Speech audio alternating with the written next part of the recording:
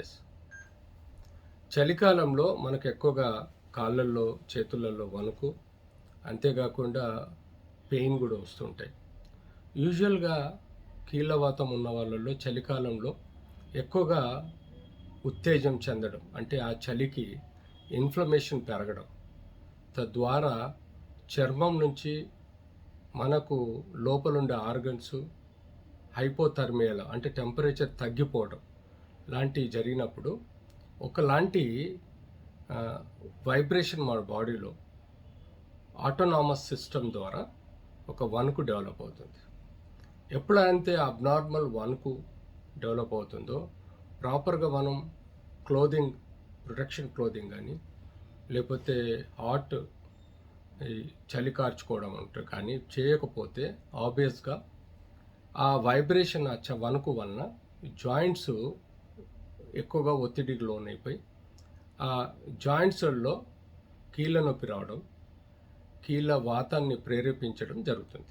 So మేము ఎప్పుడైనా కీళ్ళవాతం ఉన్న వాళ్ళల్లో ప్యూర్గా మేము సజెస్ట్ చేసేది ఏంటంటే ప్రొద్దున లేచినప్పుడు లో టెంపరేచర్స్లో ఈ యొక్క కీళ్ళవాతంలో మనకు ఎక్కువగా కీళ్ళవాతం ఉత్తేజం చెందడం, నొప్పి విపరీతంగా రావడం, అడుగులేని పరిస్థితుల్లో నొప్పి రావడం లాంటివి కనబడుతుంటాయి. అందుకనే ఉదయం కన్నా మధ్యాహ్నం వరకు మళ్ళీ కొంత ఎండ రావడం, వేడి రావడం వల్ల అలాంటి నొప్పులు, వాపులు తగ్గిపోతాయి. సో క్రమంగా మేము ఈ చలికాలంలో కాటన్ దుస్తులు ఎక్కువగా ధరించి రూమ్ని నార్మల్ టెంపరేచర్ బిలో అంటే కొంచెం వేడి టెంపరేచర్లో పెట్టుకోవాల్సిన అవసరం ఉంది. తద్వారా మన బాడీని టాలరేట్ చేసే టెంపరేచర్ బయట ఉంటే మన బాడీ కూడా నార్మల్ లెవెల్లో ఉండే ఆస్కారం ఉంటుంది. ఈ యొక్క చలిలో మనకు ఎక్కువగా అన్ని కణాలు ప్రేరేపించబడతాయి.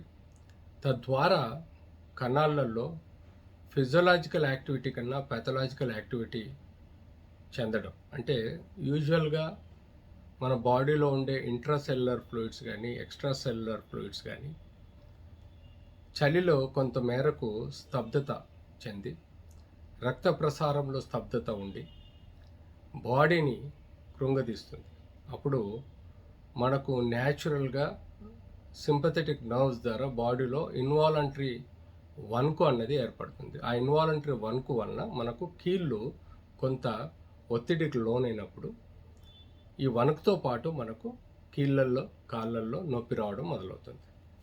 అంతేకాకుండా మనకు చలికాలంలో ఎండ ఆర్ సూర్యరశ్మి పడకపోవటం వల్ల, ఇళ్లలో ఉండటం వల్ల మనకు విటమిన్ డి లోపిస్తుంది, కాల్షియం లోపిస్తుంది, మినరల్స్ లోపిస్తాయి. తద్వారా కూడా మనకు చలి, వణుకు, కాళ్ళ నొప్పులు, కీళ్ళ నొప్పులు వచ్చే ఆస్కారం ఉంటుంది. కాబట్టి ప్రిఫరబ్లీ రెగ్యులర్గా చలి ఏరియాలలో నివసించే ప్రజలు vitamin D, calcium, bone densitometry test చేయించుకుంటూ రెగ్యులర్గా వాళ్ళకు వారానికి ఒక ట్యాబ్లెట్ సంబంధించిన విటమిన్ డికి సంబంధించిన ట్యాబ్లెట్ ఇవ్వాల్సిన అవసరం ఉంది. ఎందుకంటే విటమిన్ డి అన్నది మన చర్మం ద్వారా బాడీలో కొలోకాల్సిఫెరాల్ అనే విటమిన్ ప్రొడ్యూస్ అవుతుంది సూర్యరశ్మి ద్వారా. సో ఆ సూర్యరశ్మి మనకు న్యాచురల్గా ఉండకపోవటం వల్ల చలికాలంలో మనం ఓరల్గా కానీ ఇంజెక్టబుల్ రూపంలో కానీ vitamin D 60,000 units per week తీసుకోవాలి. వీలైనంత ఎండలో కూర్చోవాలి. అంతేకాకుండా ప్రతిరోజు కనీసం 500 మిల్లీగ్రాముల కాల్షియం తీసుకోవాలి. గ్రీన్ వెజిటబుల్స్, గ్రీన్ సలాడ్స్, అలాగే మిల్క్ ప్రొడక్ట్స్ ఎక్కువగా తీసుకోవాలి. ఫిష్ లాంటివి తీసుకోవాలి. ఇలా తీసుకుంటే మనకు ఈ చలిలో వణుకు కానీ నొప్పులు కానీ తగ్గే ఆస్కారం ఎక్కువగా ఉంటుంది.